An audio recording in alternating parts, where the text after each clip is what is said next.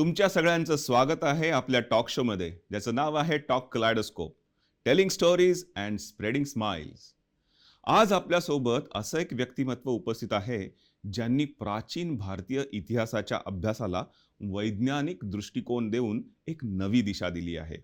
श्री निलेश ओक हे केवळ एक लेखक किंवा संशोधक नाहीत, तर ते खगोलशास्त्र, भूगर्भशास्त्र, पुरातत्वशास्त्र आणि इतर अनेक विज्ञान शाखांचा आधार घेऊन भारतीय इतिहासाचे आणि विशेषतः आपल्या महाकाव्यांचे जसे महाभारत आणि रामायण यांचे अनेक गुंते उलगडणारे एक आघाडीचे अभ्यासक आहेत. मूळतः केमिकल इंजिनियर आणि एक्झिक्युटिव्ह MBA असलेले श्री ओक त्यांच्या विश्लेषणात्मक आणि तार्किक किंवा सोप्या मराठी भाषेत म्हणायचं झालं तर ॲनालिटिकल आणि लॉजिकल रिझनिंग आणि थिंकिंगसाठी ओळखले जातात. महाभारत युद्ध 5561 ईसापूर्व या त्यांच्या कालनिश्चितीमागे म्हणजे डेटिंग मागे अनेक पुरावे आहेत.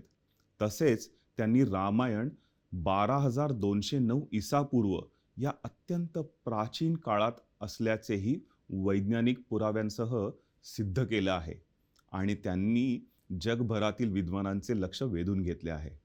तर आज आपण त्यांच्याविषयी आणि त्यांच्या अद्भुत संशोधनाविषयी अद्भुत संशोधन प्रवासाविषयी जाणून घेणार आहोत. Please welcome Shri Nilesh okay.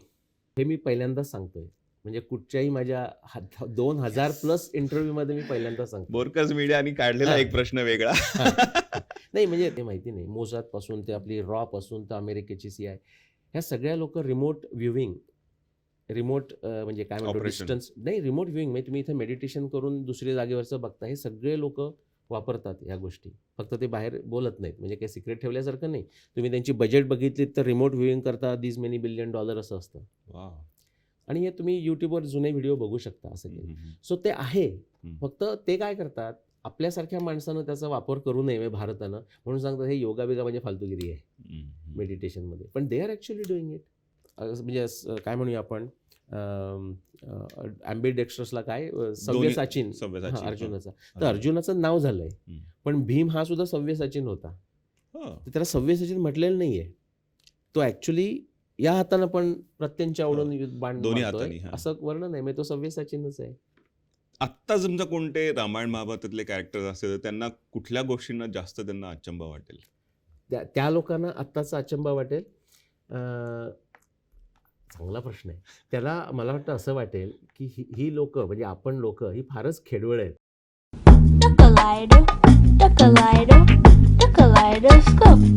So welcome. नमस्कार.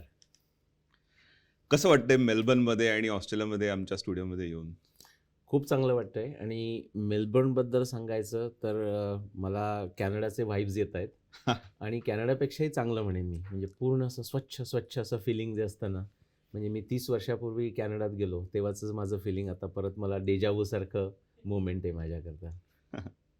आम्ही दॅट्स गुड टू नो. म्हणजे तुम्हाला कॅनडाचा रेफरन्स आहे, आम्हाला ऑस्ट्रेलियाचा रेफरन्स आहे, वर्षानुवर्ष इथं राहतोय. हा आमचा छोटासा प्रोजेक्ट आम्ही 2 वर्षापूर्वी सुरू केला. तुम्ही तुमचा प्रोजेक्ट 30-35 वर्षापूर्वी सुरू केला.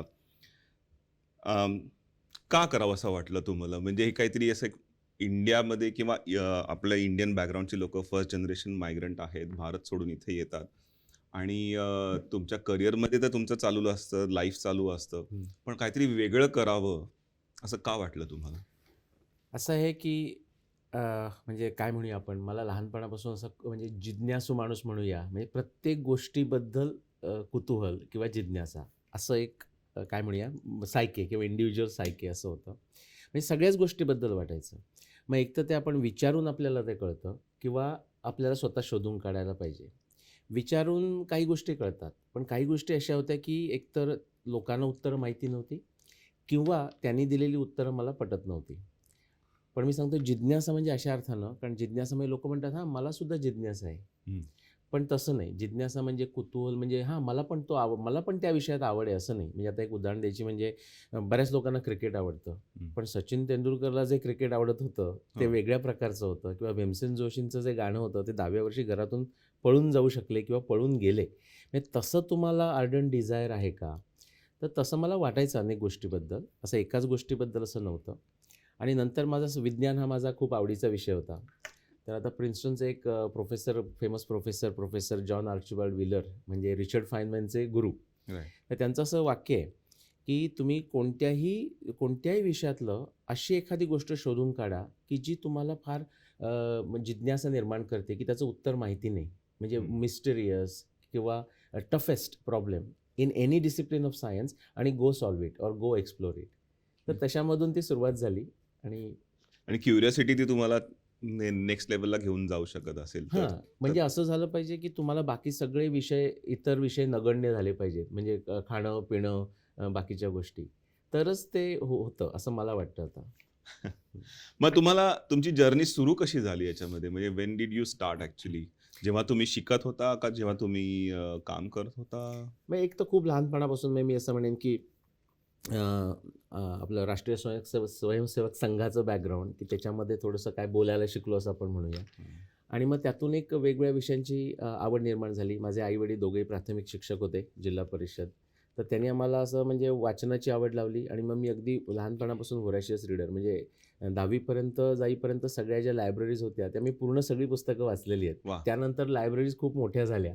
त्यामुळे ते शक्य नव्हतं. पण त्याच्यामधून आपल्याला एक खूप गोष्टी मिळतात. आणि मग अ, असं वाचताना लहानपणी असं वाटायचं, की अरे हे आपल्या सगळ्या ग्रंथामध्ये आहे असं सगळी लोकं सांगतात. पण ते कुठे आहे हे सांगत नाहीत. मग म्हणजे जिओग्राफिकली किंवा नाही, कुठं? नाही किंवा आता समजा आपण काय कशाबद्दल बोलतोय, काहीतरी आधुनिक विज्ञानातली एखादी गोष्ट बोलतोय. ते म्हणायचे हे आपलं सगळं आहे, ऋग्वेदात आहे, हे अच्छा, आपल्या तसं. हां. महाभारतात, रामायणात आहे. हां, पण हां. कुठे आहे सांगत नाहीत किंवा सांगता येत नाही कुणाला किंवा त्यांनी सगळं लिहून ठेवलंय, यांनी सांगून ठेवलंय. मग मी म्हटलं आपणच त्याचा शोध घ्यावा. हं. मग आता आमच्याकडे काही ऋग्वेद वगैरे असे काही ग्रंथ नव्हतेच म्हणजे त्या छोट्या गावामध्ये कोकणातल्या. हं. पण मग म्हटलं भगवद्गीता होती. कोणतरी म्हटलं भगवद्गीतेत सगळं आहे. म्हटलं चला विमान कुठे भगवद्गीतेत दिसतं, ॲटम कुठे दिसतात बघूया. तर त्याच्यामुळे भगवद्गीतेचा अभ्यास सुरू झाला. म्हणजे आईनं मला विनोबांची गीताई वगैरे शिकवली होती. पण मग ते मला जे हवं होतं ते नाही मिळालं. पण जे काही त्या भगवद्गीतेत मिळालं ते मला कुठच्यातरी अनेक टँजंट्सवर घेऊन गेलं आणि त्याच्यातून मग विज्ञानाची आवड झाली.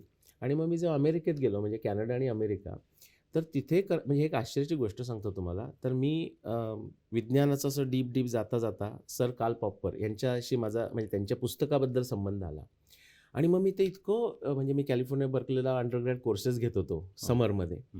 आणि ते इतकं इंटरेस्टिंग होतं. तर तिथला जो एक प्रोफेसर होता, म्हणजे तो कार्ल पॉपरचा स्टुडंट, तो म्हणला तुला जर एवढा इंटरेस्ट असेल म्हणजे अमेरिकन फेलो, तो म्हणला एवढा जर तुला इंटरेस्ट असेल तर तू इंडियन न्याय टेक्स्ट वाच.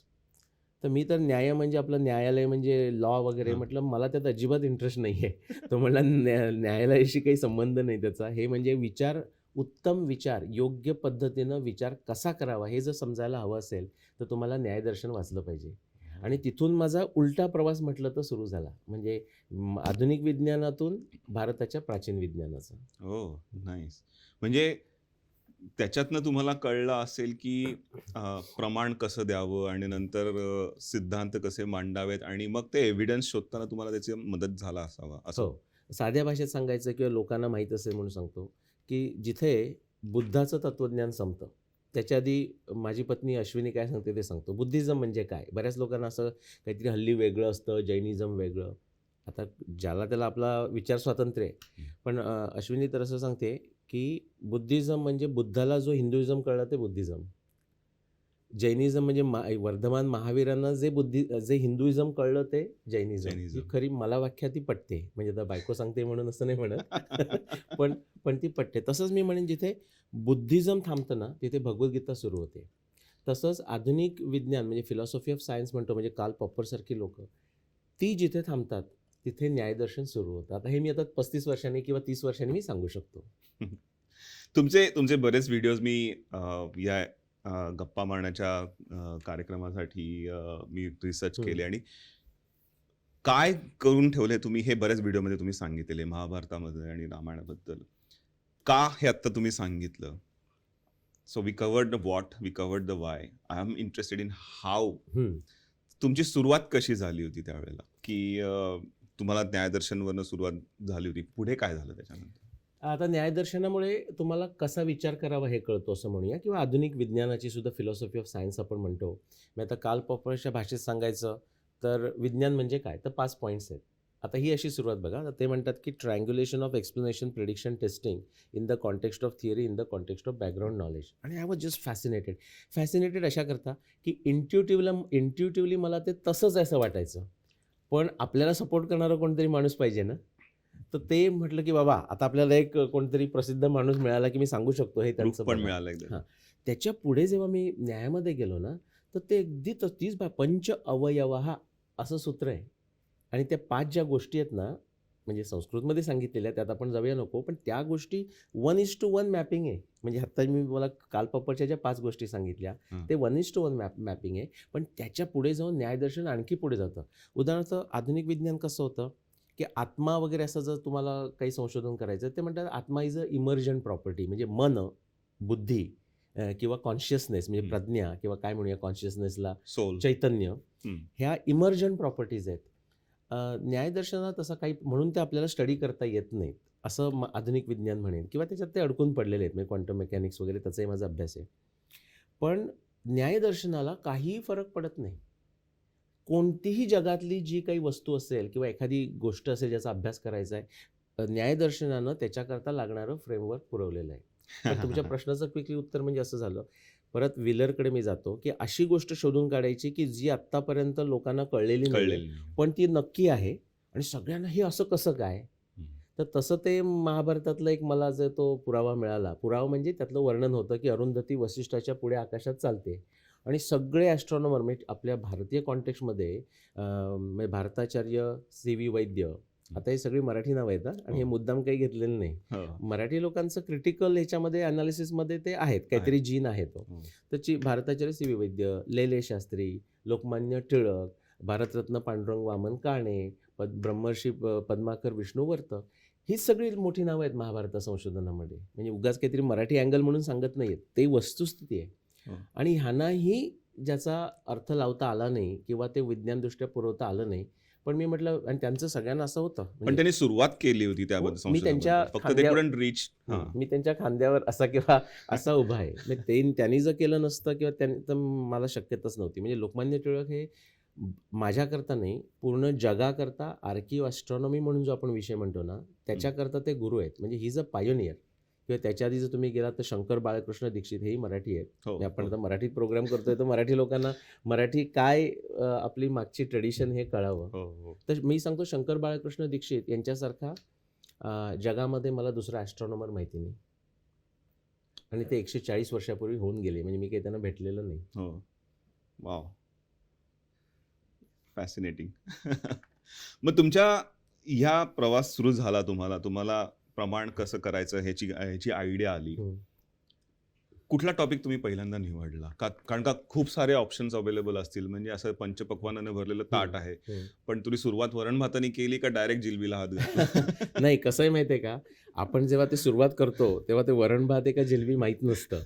तर आता भगवद्गीतेचा जसा श्लोक आहे की अधिष्ठानम तथा कर्ता करणम च पृथक विधम विविधाश्च पृथक चेष्टा. म्हणजे don't put all eggs in one basket. हो. तर मी आता 87 म्हणजे अंडरग्रॅड इंजिनिअरिंग करताना मी सुरू केलं होतं. म्हणजे टिळकांचं ओरायन वगैरे वाचलं होतं. भागवत पुराणाचा अभ्यास सुरू केला होता. असं करत पण जी मूळ सुरुवात झाली म्हणजे तुमच्या प्रश्नाचं उत्तर ही महाभारतातल्या त्या श्लोकानं झाली 1994 मध्ये. म्हणजे त्याच्या आधी माझा अभ्यास होता. पण असं आहे की त्यात काही यश मिळत नव्हतं असं म्हटलं तरी चालेल.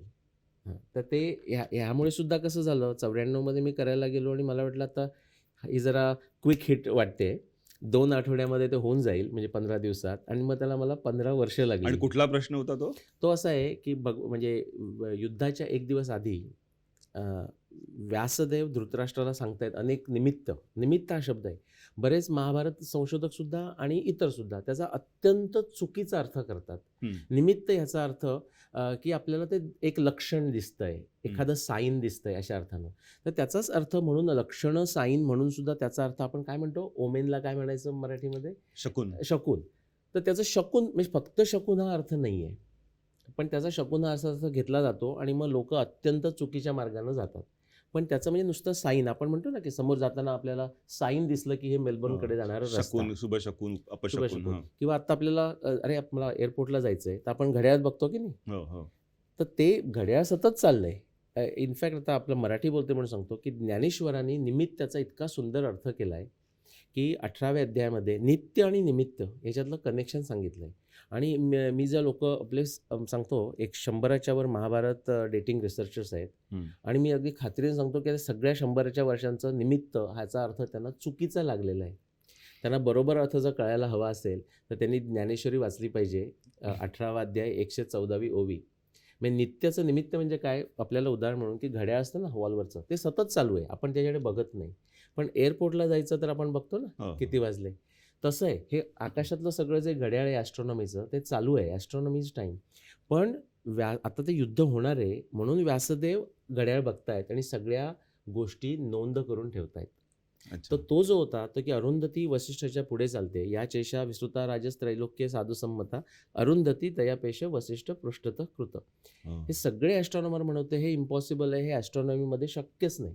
हो. आणि मी म्हटलं असं म्हणजे मनात म्हटलं व्यास असं का लिहितील. त्यानंतर 15 वर्षांनी मी शोधून काढलं की खरोखरच हा एक कालखंड आहे की ज्याच्यामध्ये अरुंधती वसिष्ठाच्या पुढे जाताना दिसत होती.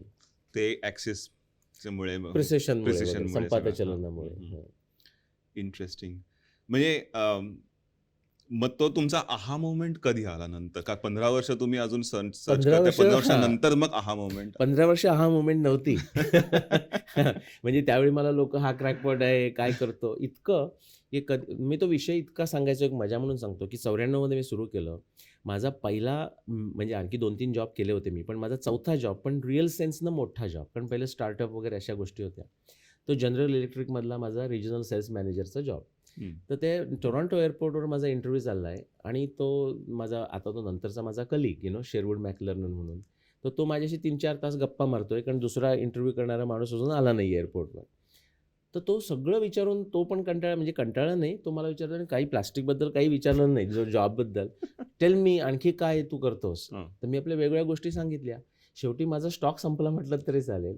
मग मी म्हटलं आता ह्याने विचारलंच आहे तर त्याला सांगून टाकूया, एवढ्या पाठीस लागला आहे. मग मी त्यावेळी आठवतंय म्हणजे 1995-96ला मी अरुंधती वसिष्ठ असा एक फिनॉमिनन आहे आणि त्याच्यावर मी संशोधन करतोय. म्हणजे मला ते गट्स होते. मी सांगतोय की याच्यावर मी संशोधन करतोय. हे अशा करता सांगितलं की बाकीची लोक म्हणायची हा वेडपट माणूस आहे, म्हणजे त्याच्यात मला काही प्रॉब्लेम नाही आहे. मग ते 2009ला मी जर शोधून काढलं आणि मग 11 मध्ये पहिलं पुस्तक लिहिलं, तर मी त्या शेरवूडला ते कॉपी पाठवली की म्हटलं हां oh so now I know that's what you are working on.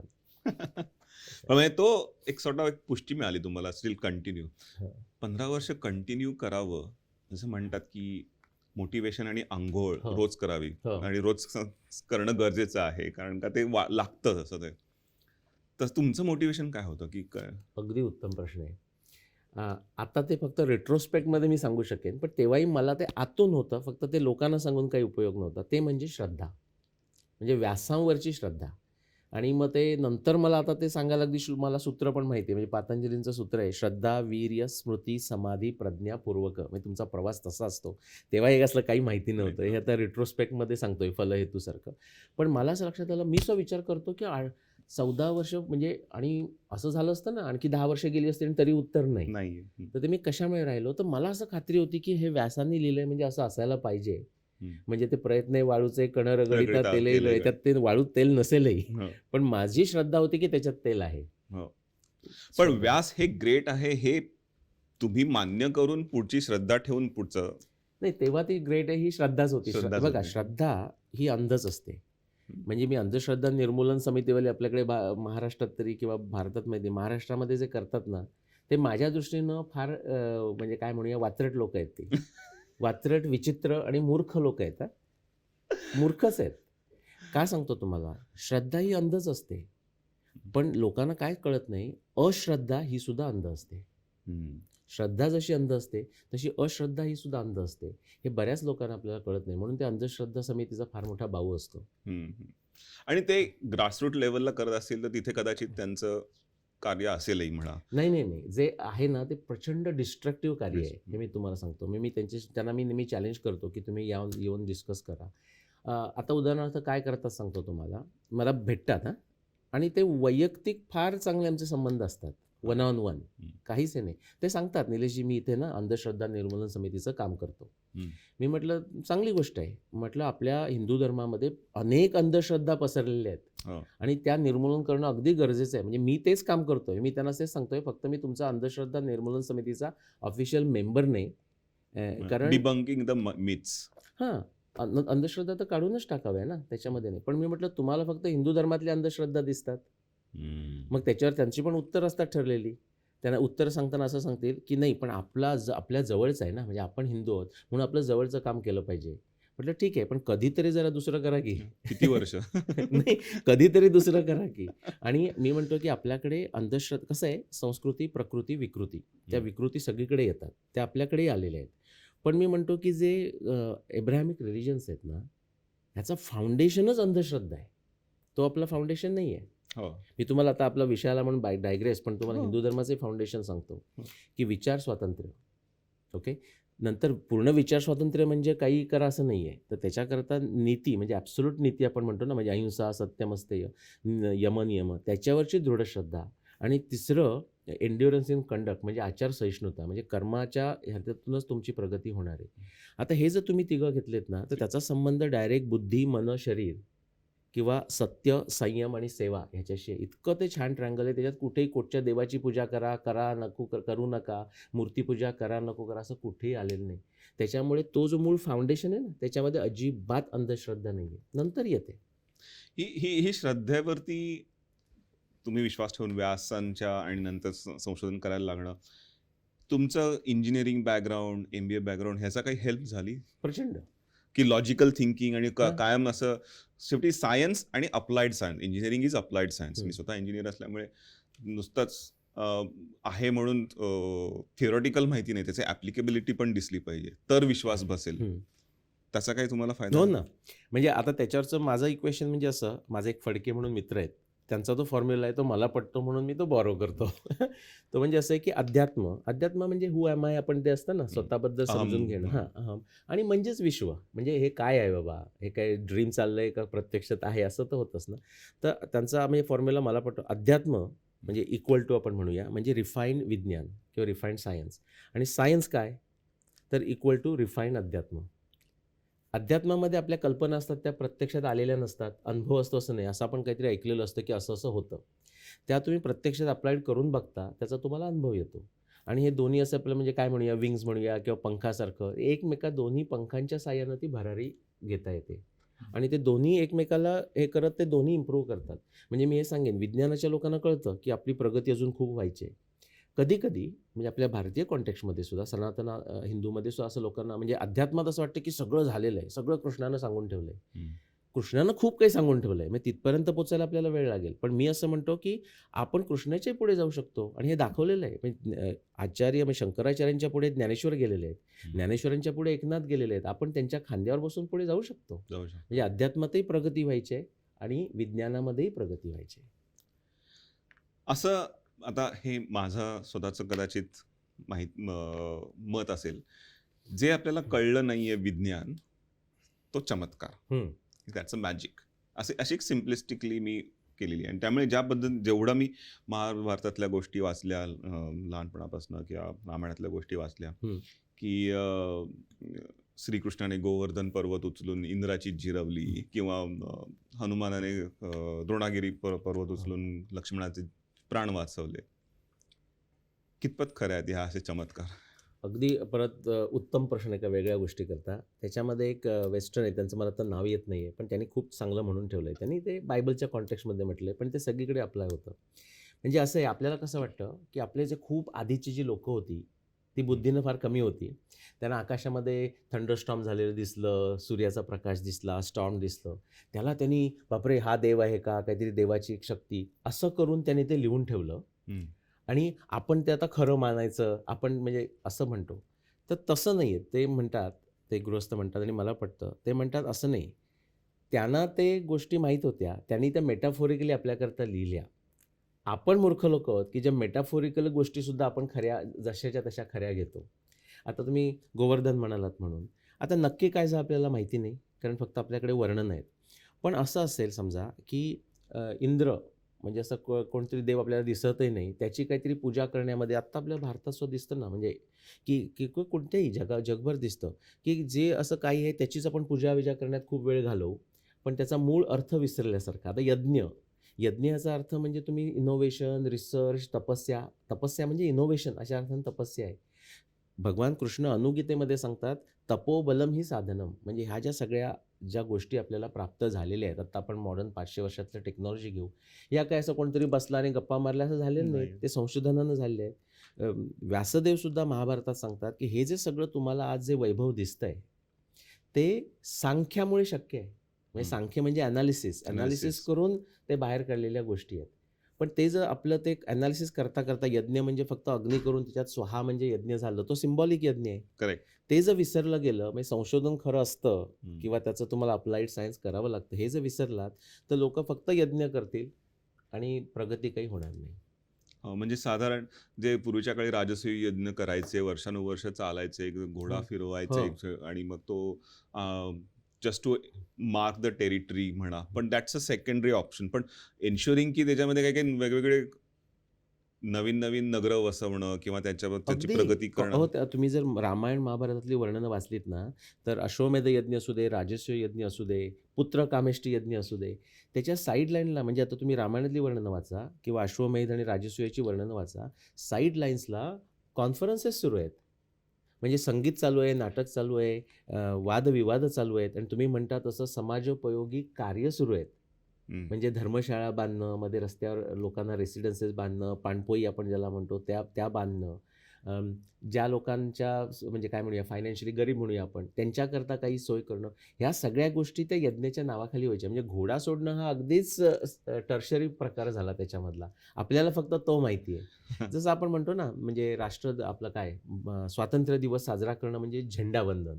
तर झेंडावंदन महत्त्वाचं आहे, पण ते सिम्बॉलिक म्हणून महत्त्वाचं आहे. पण त्याच्या मागे परत ते आपल्या भावना येणं आणि त्यामुळे ते देशाचं प्रेम निर्माण होणं हा खरा मुख्य उद्देश आहे. म्हणजे झेंडावंदन ते हे क्लॉथ सिम्बॉलिक आहे. थोडंसं आता महाभारत आणि रामायणाचा विषय निघाला आहे आणि तुमच्या बऱ्याचशा इन्फॉर्मेशन ऑलरेडी कव्हर्ड आहे. त्यामुळे मी विचार करतोय की एखादा काहीतरी आतापर्यंत कव्हर न झालेला कदाचित विचारावा अनेक प्रश्न. विचारत असेल. मला सुचले पाहिजेत ना पण. मदत घ्या.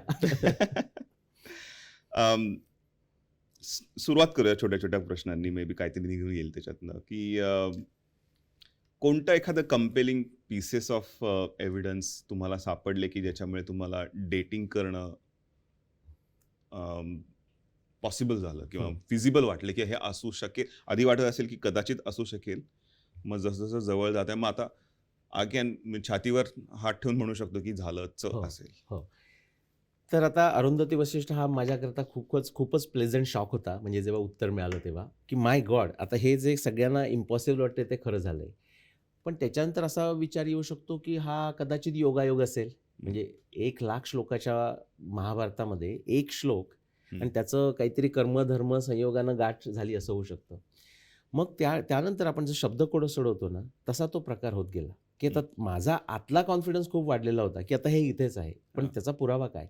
तर दुसरं भीष्म निर्वाण, म्हणजे भीष्म निर्वाणासंदर्भामधल्या ज्या घटना आहेत त्याच्यातलं असं की पूर्ण मी सोडून सगळी लोक, एकही एक्सेप्शन नाही असं मानत होते. म्हणजे हे केव्हाची गोष्ट आपण 2009ची घेऊया त्यावेळी, की भीष्माचार्य शरशय्येवर 58 दिवस झोपलेले होते. म्हणजे 10व्या दिवसापासून विंटर सोल्स्टिस म्हणजे उत्तरायणच्या दिवसापर्यंत.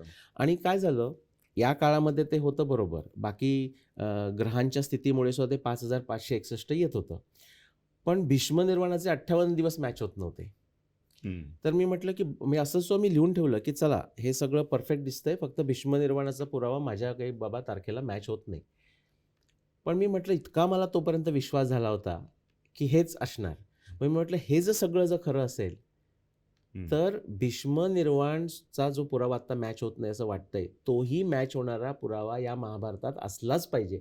असं करून मी अक्षरशः मांडी ठोकून परत, म्हणजे महाभारत तोपर्यंत मी 30 वेळा वाचलं असेल, आता परत 35 वेळा वाचायला बसलो. आणि म्हणजे आपण म्हणतो ना ते महाभारतातलीच कथा आहे ना, तो पोपट आणि त्याचा डावा डोळा आणि तसं. म्हणजे काही नाही, फक्त भीष्माच्या संदर्भामध्ये आणि त्याचं उत्तरायण आणि त्याचं पडणं आणि शरशय्या या संदर्भामध्ये वाचायला लागलो तर मला त्यावेळी न दिसलेले असे सगळे मिळून 100च्या आसपास रेफरन्सेस मिळाले. आणि ते काय सांगतं की भीष्म म्हणजे नो इफ्स नो बट्स कमीत कमी 95 दिवसापेक्षा शरशय्येवर होते, 58 नाही. म्हणजे जवळपास 40 दिवसांचा गॅप होता. गॅप होता. आणि ते झाल्यानंतर सगळं सुटलं. मग तेव्हा त्याच्या आधी मला विश्वास होता, पण हा भीष्माचा कसा प्रॉब्लेम सॉल्व्ह करायचा ही जरा चिंता होती. ते झाल्यानंतर म्हणजे आता मला अजिबात काही मनामध्ये कोणतीही शंका राहिली नाही आणि त्यानंतर तुम्हाला सांगतो हे आत्तापर्यंत ॲस्ट्रॉनॉमी होतं. त्यानंतर आत्तापर्यंत कमीत कमी आपण विज्ञानाच्या शाखा घेतल्या तर 20 पेक्षा जास्त शाखामधले वेगवेगळे जे पुरावे जर उपलब्ध असतील आणि ते जर तेवढ्या 7,500 वर्षाच्या मागेपर्यंत जर जात असतील, तर प्रत्येक वेळी तो पुरावा 5,561 BC हे जे महाभारताचं युद्ध आहे, त्यालाच सपोर्ट करतो. आणि रामायणाच्या बद्दल की 12,209 209 म्हणजे साधारण 14,000 14,000. वर्षापूर्वी तेही तसंच, तेही तसंच. पण आता ते झालं ना, रामायण करताना माझं पॅरललमध्ये संशोधन सुरू होतं. पण महाभारतानं मला कॉन्फिडन्स दिलं की हे आपल्याला जमतंय. असं. त्यामुळे रामायण अक्षरशः म्हणजे असं म्हणतो ना, की आपण एक पहिल्या 5 सेंच्युरी केल्यानंतर 6 हां. सेंच्युरीज लाइक मग फ्रंट फुटवर खेळा आता. आता पाटा विकेट आहे. आणि शेवटी कसं आहे माहिती आहे का? म्हणजे आपल्याला असं वाटतं करताना, की आपण कष्ट करतोय आणि कष्ट तर करतोच. पण शेवटी जोपर्यंत आता म्हणजे वरून कृपा होत नाही ना, तोपर्यंत ते सगळ्या गोष्टी एकत्र येत नाहीत. तर रामायणाच्या वेळी असं झालं म्हणजे मला वाटतं ते आता इन द झोन म्हणूया किंवा असं काहीतरी, की सगळे असे म्हणजे लोकं मला येऊन तर मग ते महाभारत पुस्तक प्रसिद्ध झालं होतं. हं. तर मला लोकं सांगायची, की "निलेशजी हे बघा." हं. तर म्हणजे असे कितीतरी माझ्यावरचे काय म्हणूया सहाय्यक संशोधक आहेत, की त्यांना मी अजूनही भेटलेलं नाही. पण त्यांनी तुम्हाला इन्फॉर्मेशन हां, पाठवली किंवा काही. इन्फॉर्मेशन पाठवली किंवा आम्हाला एकमेकांच्या फॅमिलीबद्दल सगळं माहिती आहे. पण आम्ही आता म्हणजे 15-20 वर्ष झाली आम्ही कधी भेटलेलो नाही. ह्या सगळ्या रिसर्चमध्ये आता माझा एक स्पेसिफिक प्रश्न मला सापडला होता. तो द्रौपदी व्यतिरिक्त अजून तुम्हाला कोणी अशी स्त्री माहिती आहे का की जिचे एकापेक्षा जास्त पती आहेत? पॉलिअँड्री म्हणतात आय थिंक. अशी मला आता माझ्या नावं लक्षात येत नाहीत. पण महाभारतामध्ये जेव्हा द्रौपदीने अनेक पतींशी तिचा विवाह झाला अशी वर्णनं येतात. आणि मग लोकांना जरा ते स्टन झालेत. म्हणजे आत्ता आपण स्टन होतो असं नाही. महाभारताच्या काळी सुद्धा ते स्टन झालेत. आता ही आश्चर्याची गोष्ट नाही. हो. खरी आश्चर्याची गोष्ट आहे. कारण हे माहिती आहे का तुम्हाला, की म्हणजे युधिष्ठिर, भीम यांच्या द्रौपदीशिवाय आणखी पत्नी आहेत. आता अर्जुनाची तर हो, हो. सुभद्रा आपल्याला सुभद्रा माहितीच आहे माहिती, आणि हो. त्यांची सगळ्यांची नावं प्रत्येकाच्या दिलेली होती. हो. आहेत. हिडिंबा होती भीमाची मग. हिडिंबा होती असं आणि प्रत्येकाला आणखी अशी होतीच म्हणजे त्यांचं सहज अगदी नाव येतं. दुर्योधनांच्या पत्नीचं येतं. तर तसं काही नव्हतं. पण आता हे उलटं झालं थोडंसं, की एक स्त्री करते.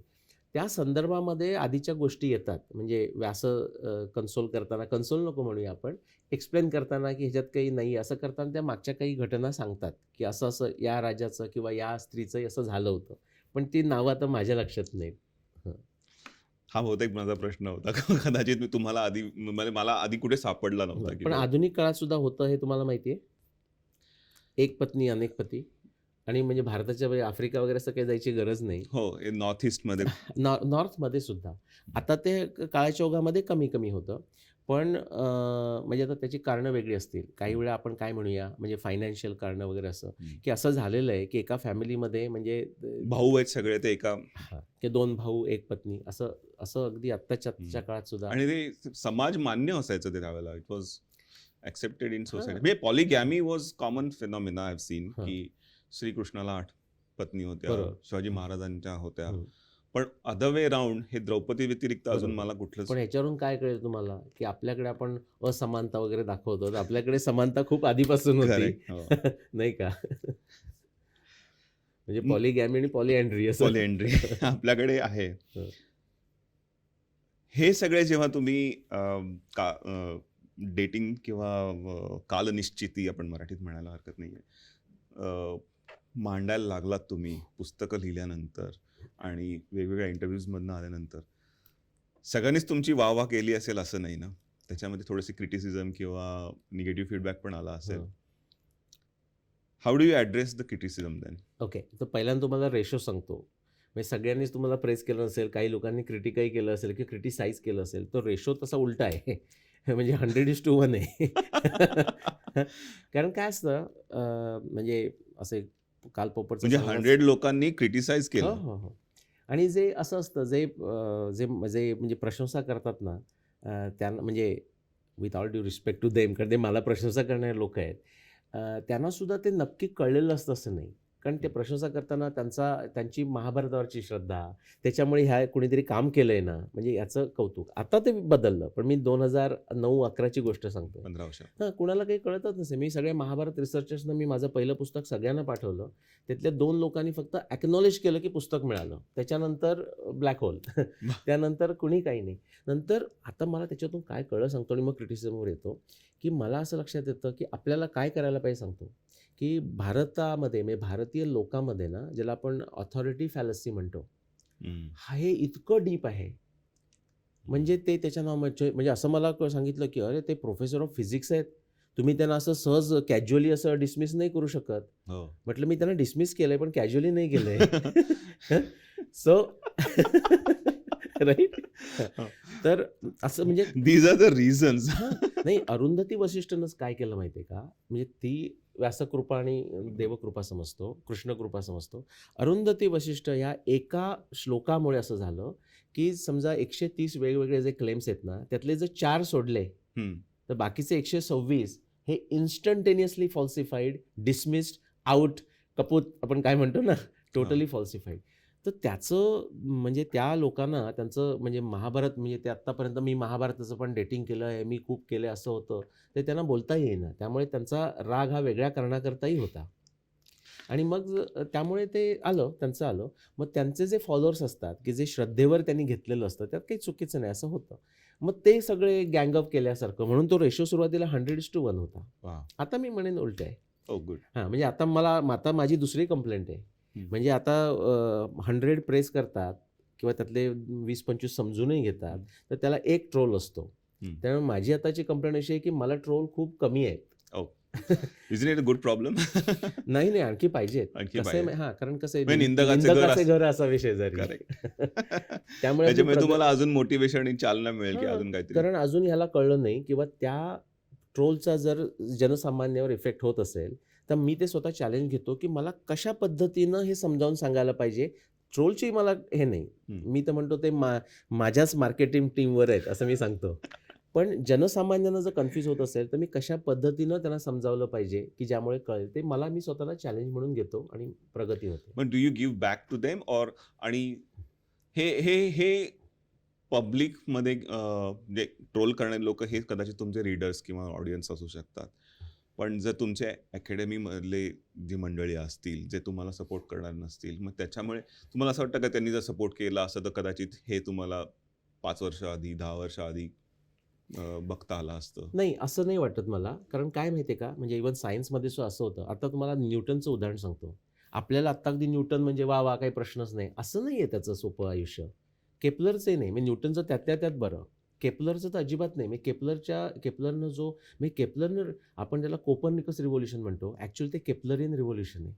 म्हणजे कोपर्निकसनं केलंच, पण केपलर पुढे घेऊन गेला.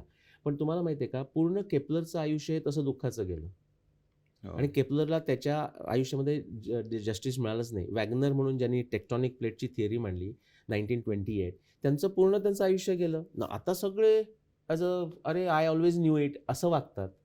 पण त्यांच्या आयुष्यामध्ये त्यांना मिळालं नाही. त्या कंपॅरिझनमध्ये मला तर म्हणजे डे 1 पासून म्हणजे ज्यांना कळलं ना, दे वर ॲब्सोल्युटली फॅसिनेटेड. म्हणजे 4 जून 2011 मी पब्लिश केलं आणि हे आता नंतर ट्रोल बिल ना, म्हणजे हे तर अक्षय किड्स ऑन द ब्लॉक्स आहेत. यांना पत्ताच नाही. भारतीय रक्षक फोरम तुम्ही नाव ऐकलंय? भारत रक्षक फोरम म्हणून, BRF म्हणून म्हणजे आपल्या साधारण असा ओपन फोरम आहे. पण त्यात एक स्क्रुटिनी असते. एक साधारण 8,000-10,000 इंडियन इंटेलेक्च्युअल्सचा फोरम येतो. म्हणजे it's there for many years. तर त्या फोरमवर 2011 मध्येच आणि 12 म्हणा, त्या पहिल्या 1.5-2 वर्षामध्ये माझं पुस्तक म्हणजे अक्षरशः आपण थ्रेड बेअर करतो ना, तसं करून त्याचं क्रिटिसिझम, ॲनालिसिस सगळं झालेलं आहे. आणि मी त्याच्याकरता त्या सगळ्या भारतरक्षक मी स्वतः त्याचा मेंबर होतो. तर भारतरक्षक फोरम मेंबर्सच्या सगळ्या लोकांचा मी ऋणी आहे, की जो काही म्हणून म्हटलं ना, असा प्रश्न नाही की जो विचारला गेला नाही. पण मग ह्या त्यांच्या फीडबॅकमुळे मी फीडबॅक म्हणूया, की त्यांच्या फीडबॅकमुळे तुमचे मग वेगवेगळ्या आवृत्त्या निघाल्या आणि काही का तुम्हाला कळलं की अजून रिसर्च बाकी आहे, नाही, असं पण झालं? फार सुंदर प्रश्न. परत आवृत्त्या नाही निघाल्या. आता ती परत मी काय म्हणजे आपण पूर्वजन्माचं पुण्य असेल व्यासकृपा म्हणतो. मला असं वाटतं, आता अश्विनी तर मला काय म्हणते, मी माझंच पुस्तक वाचत असतो इतक्या वर्षांनी. ती म्हणते तू नार्सिसिस्ट आहेस. राईट, तुझं काय वाचतोय? पण मी तुम्हाला खरा अनुभव सांगतो, की मी ते वाचताना असं मला वाटत नाही की ते मी लिहिलंय. हम्म. हां, मग तिन्ही पुस्तकांचा मला तो अनुभव आहे. आणि दुसरं असं होतं, की जेव्हा आता इतकी वर्ष, आता किती 15 वर्ष झाली 11 पासून साधारण. प्रत्येक वेळी जो प्रश्न विचारतात ना, की "हे मग असं असेल तर हे असं कसं?" आता मी तर तेव्हा पहिलं पुस्तक लिहिलं, म्हणजे पुस्तक कसं लिहायचं मला माहीत नव्हतं. Plastic sales person, how does he write a book असं आहे ना. तर ते जे काही आत्ता प्रश्न विचारतात, त्याची उत्तर मी त्या पुस्तकामध्ये 2009 ते 11 मध्ये लिहून ठेवलेली आहेत. म्हणजे असा कोणताही प्रश्न आला नाही, की ज्याचं उत्तर मी तिथे लिहिलं नाहीये. हे मला माझं आश्चर्य वाटतं. म्हणजे माझं म्हणण्यापेक्षा असं आहे, की कोणीतरी गदिमांच्या भाषेमध्ये एक अज्ञात अंगुली लिहिते आहे. ते कोणीतरी माझ्याकडनं लिहून लिहून घेतलं. घेतलंय. असा माझा अनुभव आहे. म्हणजे तेव्हा मला कष्ट झालेले आठवतायत. पण आता असं वाटतं, की ते आपण नाही लिहिलं ते. हं. तुम्ही ही सगळी इन्फॉर्मेशन सांगितली, आता बॅकग्राऊंड बद्दल सांगितलं. आता मला थोडंसं मगाशी परत रामायण हं. महाभारतामधल्या काही काही फॅसिनेटिंग गोष्टी हो. असतात त्याच्याबद्दल जावंसं वाटतंय, की त्याच्यामध्ये बरेचसे रेफरन्सेस आले होते, की विमान उडतंय, हं. म्हणजे टेक्नॉलॉजी. आता कमिंग फ्रॉम इंजिनिअरिंग बॅकग्राऊंड, माझी क्युरिओसिटी हीच आहे, की त्या काळी टेक्नॉलॉजी, वेपन्स इंडस्ट्री ही कशी असेल? हां. म्हणजे त्याच्यात विमान आणि किंवा अस्त्र-शस्त्र. करेक्ट. त्याच्यामध्ये मी तुम्हाला एक थोडंसं वेगळ्या पद्धतीने सांगायचा प्रयत्न करतो. हे मी पहिल्यांदाच सांगतोय. म्हणजे कुठच्याही माझ्या 2000 प्लस इंटरव्ह्यूमध्ये मी पहिल्यांदाच सांगतोय. बोरकस मीडियानी काढलेला हां. एक प्रश्न वेगळा. हां. नाही म्हणजे तुमचा प्रश्नही तसा आहे, पण मी त्याची उत्तर थोडी वेगळ्या पद्धतीनं दिली असतील. पण असं आहे, आपण थोडा एक मी त्याच्यात वेळ घेतो. Of course, of course. की आत्ता समजा आपण आधुनिक विज्ञान ज्याला म्हणतो, ती मागची 500 वर्ष जाऊया आपण. हं. तर कसं झालंय, की आपण आपली बुद्धी वापरली, आपण आपलं मन वापरलं. त्याची जे फाउंडेशन्स ऑफ आधुनिक विज्ञानसुद्धा इंडिया आहे, पण तो आजचा विषय नाही म्हणून जात नाही. म्हणजे गणितापासून ते विज्ञान बुद्धीपासून ते अप्लाइड म्हणजे तंत्र युक्ती ज्याला आपण म्हणतो, म्हणजे विज्ञानाचं टेक्नॉलॉजीत कसं रूपांतर करायचं हे सुद्धा भारतानं शिकवलेलं आहे. किंवा न्यूटनचा फॉर्म्युला, न्यूटनच्या आधी तुम्हाला फॉर्म्युला मिळत नाही पश्चिमेमध्ये. नाही. तर F equal to M A म्हणजे निसर्गातल्या गोष्टींचं तुम्ही फॉर्म्युलामध्ये रूपांतर करू शकता. हे न्यूटननं केलं, तर न्यूटनचं क्रेडिट काढून घेत नाही आहे. म्हणजे त्याच्याकरता ग्रॅव्हिटीकरता केलं ते. पण असं करू शकतो ह्याचा कॉन्फिडन्स न्यूटनला भारताच्या सूर्यसिद्धांतानं दिलेला आहे. वा. हां, खूप आधी म्हणजे सूर्यसिद्धांत हा 40,000 वर्षापर्यंत जुना जातो असं मी दाखवून दिलेलं आहे. पण परत तुमच्या याला, की मागच्या 500 वर्षात काय झालं, आत्ता आपण ही सगळी जी स्टुडिओमध्ये समजा टेक्नॉलॉजी बघतोय, तर त्याचं श्रेय आपल्याला 500 वर्षातच जातं. सगळ्या गोष्टी त्याच्या आधी त्या गोष्टी तरी नव्हत्या. Industrial revolution. इंडस्ट्रियल रिव्होल्यूशन नंतर. तर बुद्धी आणि मन असं वापरून आपण थोडक्यात साध्या भाषेत सांगायचं तर मॅटर मॅनिप्युलेट केला आणि त्याच्यातून ह्या सगळ्या गोष्टी निघाल्या. इलेक्ट्रिसिटी, मास, ॲटम वगैरे सगळ्या निघाल्या. आता दुसरा हा एक पॉईंट. दुसरा पॉईंट, आत्ताची आपली जी फिलॉसॉफी आहे म्हणजे वेस्टर्न पॉईंटचा व्ह्यू आहे तो असा ॲरो ऑफ टाईम, म्हणजे सिंगल ॲरो ऑफ टाईम. म्हणजे कसं आत्ता आपण हे सगळ्यात मोस्ट सोफिस्टिकेटेड बुद्धिमान लोकं आहोत आणि जसे मागे जातो तसं कमी बुद्धिमान माणूस सॅपियन्स, होमो इरेक्टस वगैरे, मग तो एप होतो, चिंपांझी होतो, मग त्याच्यानंतर माकड होतो आणि मग असं मागे जातो. म्हणजे डार्विनच्याला काही मला म्हणायचं नाही, डार्विनचं व्हेरी फॅसिनेटिंग आहे. पण त्याच्यामध्ये असं की आत्ता आपण मोस्ट सोफिस्टिकेटेड आहोत असा आपला एक सिद्धांत आहे. कशावरून? 500 वर्षावरून. तो अत्यंत चुकीचा आहे. त्याच्या विरुद्ध पुरावे जर कुठे पाहायचे असतील तर भारतीय ग्रंथांचा अभ्यास करावा. आता त्यावेळी कसं केलं असेल हा तुमचा जो विमानाचा प्रश्न आहे. तर मी म्हणतो सगळी लोकं जर बसून जात असतील तर आत्तासारखंच काहीतरी असायला पाहिजे. ते काय आहे आपल्याला माहिती नाही. कारण रामायण आणि महाभारत हे काही टेक्नॉलॉजी मॅन्युअल्स नाहीत. ते इतिहास ग्रंथ आहेत. त्याच्यावर नुसती माहिती दिलेली असते. पण ते विमानाचं हे कसं होतं आणि फ्युएल काय टाकत होते आणि कसं हे दिलेलं नाही. म्हणजे 2 विमानांचे रेफरन्सेस आहेत. एक रामायणात आहे पुष्पक विमान आणि महाभारतात एक शाल्वाचं सौभा आहे. स्वभाव. आणखी सुद्धा आहे. म्हणजे पांडवांच्या पूर्वजांकडे एक उपरिचर म्हणून होऊन गेला. तिथं म्हणजे किती साधी सोपी, म्हणजे बाबा बोरकरांच्या कवितासारखी सोपी असलेली स्टोरी आहे त्याच्यामध्ये. ती म्हणजे अशी की तो उपरिचर जातोय आणि मग लो फ्लाईंग असावं छोटंसं विमान वगैरे, पूर्वीची असायची ना छोटीशी, आणि तो असं एक खालून म्हणजे जमिनीवरून सुंदर स्त्री जाते म्हणून तो तिच्याकडे बघायला जातो, तो विमानातून पडतो. डिबेट लावला नसून असं वर्णन महाभारतामध्ये मी इतकं ते कॅज्युअली वर्णन केलंय की तो विमानातून पडला म्हणजे तो लो फ्लाईंगमध्ये असं असेल. तर ती टेक्नॉलॉजी आपल्याला माहिती नाही, त्याच्यावर आपण बोलू की पुष्पक विमानाचा आज आपल्याला कसा अर्थ लावता येतो.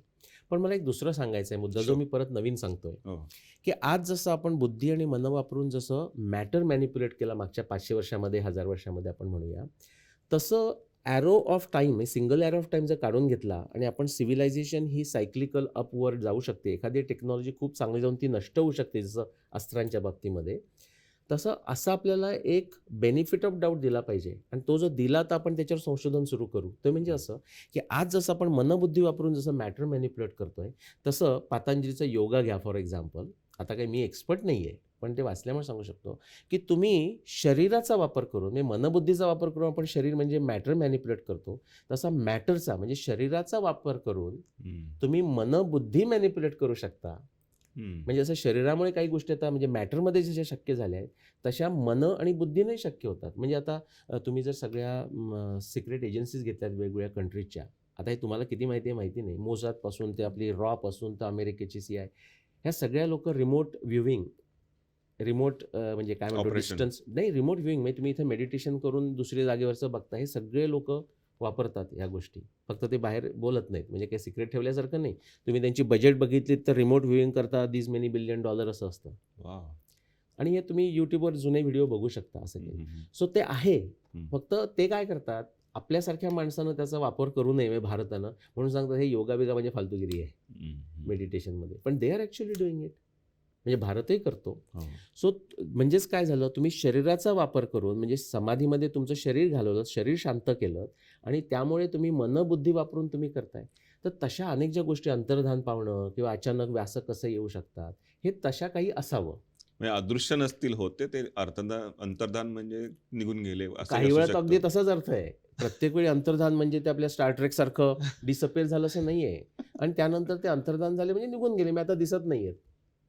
16,108 त्या बाय गोष्टी तर इतक्या सोप्या आहेत ना, म्हणजे त्या काही गोष्टी नंतर घुसडलेल्या आहेत. अगदीच समजू शकतं. म्हणजे आपल्याकडे आता त्याच्यात वेळ घेऊया नको, पण अगदी सहज सांगता येतं की ह्या गोष्टी नंतर गेलेल्या आहेत. मग कालिया नागाच्या फणावरती नाचून काली हा माणूस होता. त्यांचं तर नातच आहे. म्हणजे नागकन्येशी इंद्राचा विवाह इरावान हा त्याचा जो पुत्र आहे, तो नागकन्येपासून झालेला आहे. त्यांची नाती होती. म्हणजे भीमाला जेव्हा त्यांनी विष दिलं ना, विष दिलं. आणि ते जेव्हा काढलं तर ते विष सगळे नाग आले आणि त्यांनी भीमाला काढून गेले असं म्हणतात. म्हणजे तो ते अँटाय पॉयझन ते असेल समजा, त्यांनी दिला असं. आणि ते घेऊन गेले. तो त्याचं नाव विसरलो, वासुकी का जो कोण असतो तो म्हणतो, अरे हा माझ्या बहिणीचा किंवा मुलगा किंवा असं काहीतरी नातं. नाग इज अ जमात म्हणजे झाली असं. अक्षरशः म्हणजे आपल्यामध्ये आपण नागच आहोत. म्हणजे आपल्यामध्ये नागांचं जीन्स आहे त्याच्यामध्ये. मग वेपन्स बद्दल मला जाणवायचं की त्या 18 दिवसांच्या महायुद्धामध्ये हं. काय अशी ब्रह्मास्त्र म्हणजे sort of like atomic weapons वापरली गेली होती. ॲटॉमिक नाही. आता ॲटॉमिक केलं की लगेच आपल्याला न्यूक्लिअर वगैरे असं होतं. Nuclear. आणि आपण म्हणजे बरीच लोकं इव्हन हे करणारे सो केअरलेसली मिसाईल्स वगैरे ते इक्विव्हॅलंट. हां, आता बघा तुम्ही मिसाईल शब्द वापरलात. आपण मिसाईल आता आज शब्द का वापरू शकतो? कारण सगळ्यांना कळतो. म्हणजे दृष्टांत देताना तो सगळ्या सामान्य माणसाला कळला पाहिजे. आता मिसाईल जेव्हा नव्हती किंवा आता 400 वर्षापूर्वी समजा छत्रपती शिवाजी महाराजांचा काळ, त्यावेळी आपण जर पुष्पक विमान जर डिस्कस केलं असतं, तर आपण तुम्ही मला विचारलं असतं तर मी काय म्हटलं असतं, हां काहीतरी असेल पण काही सांगता येत नाही, एवढ्यावरच थांबलो असतो. आज जर तुम्ही मला पुष्पक विमान विचारलं, परत अस्त्रावर येतो, पण पुष्पक विमान विचारलं तर मी सांगेन ते काय कसं होतं मला माहिती नाही, पण आपल्याला आत्ता विमानं माहिती आहेत म्हणून मी हे सांगू शकतो की आपण कंपॅरिझन बघूया. आपण सगळे विमानातनं प्रवास केलेला आहे.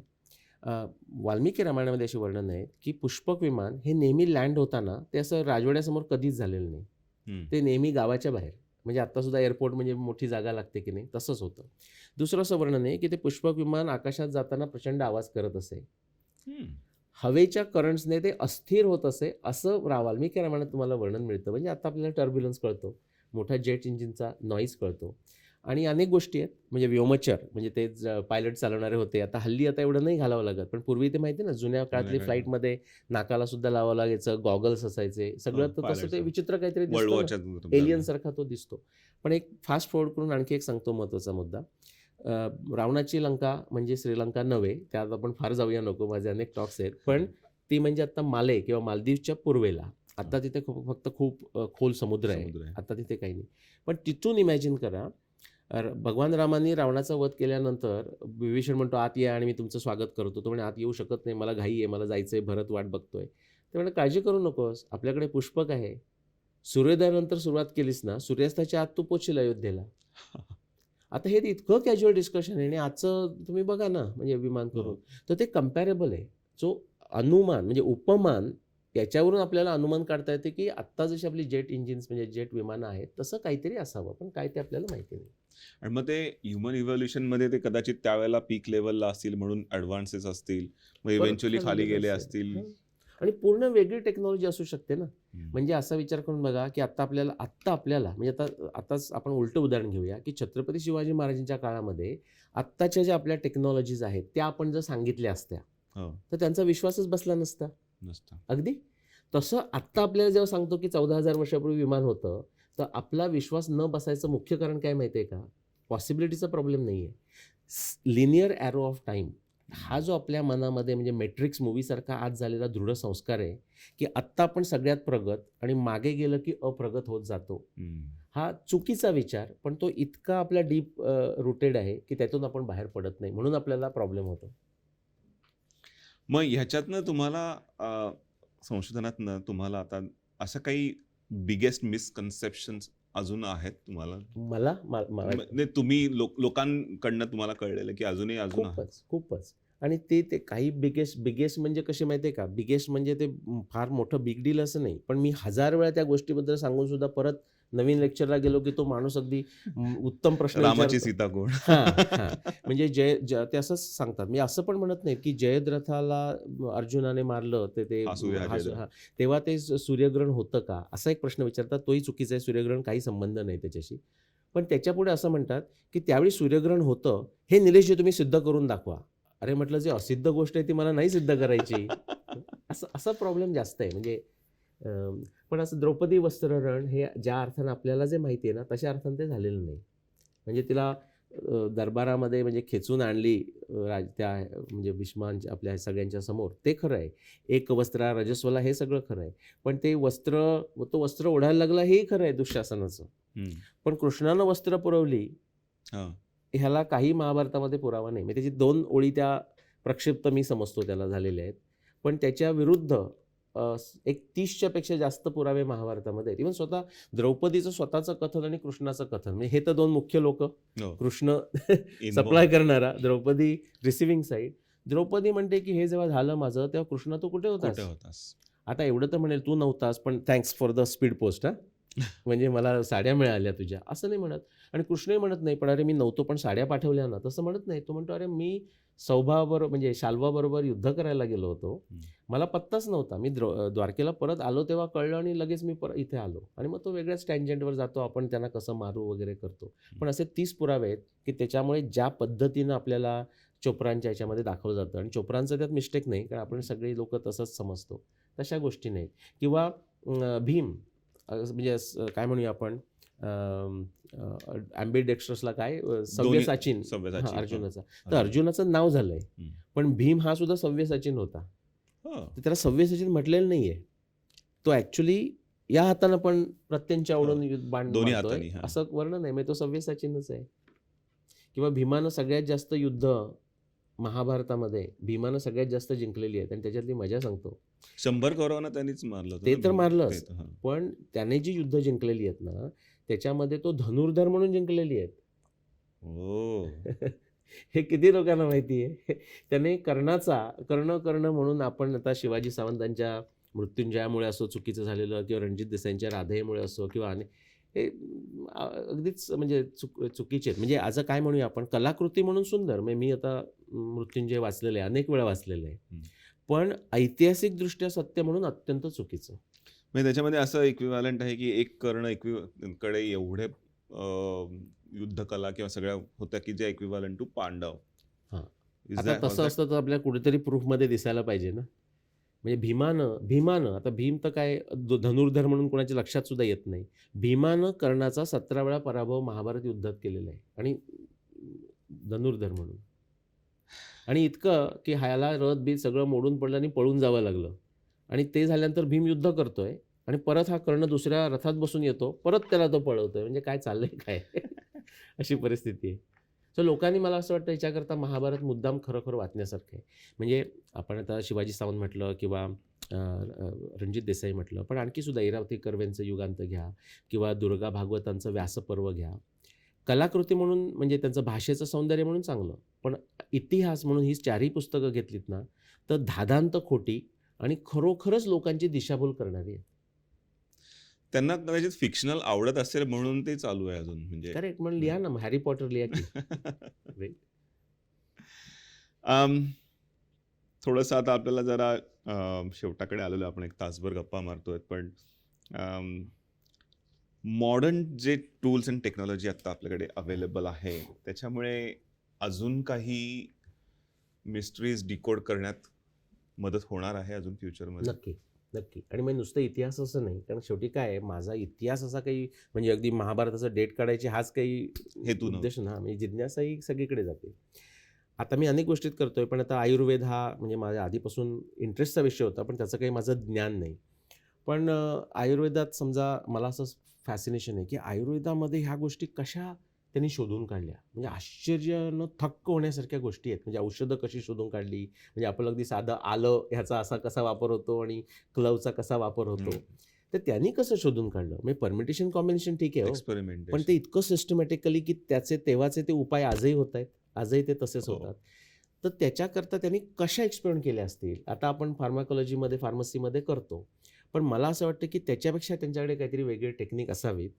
पण आपलं सध्याचं जे विज्ञान आणि सध्याचं तंत्रज्ञान याचा खूपच फायदा, म्हणजे मी आत्ता जे काम केलेलं आहे ना मागच्या 35 वर्षामध्ये, ह्याच्यामध्ये आत्ताचं विज्ञान आणि आत्ताचं तंत्रज्ञानाचा प्रचंड वाटा आहे.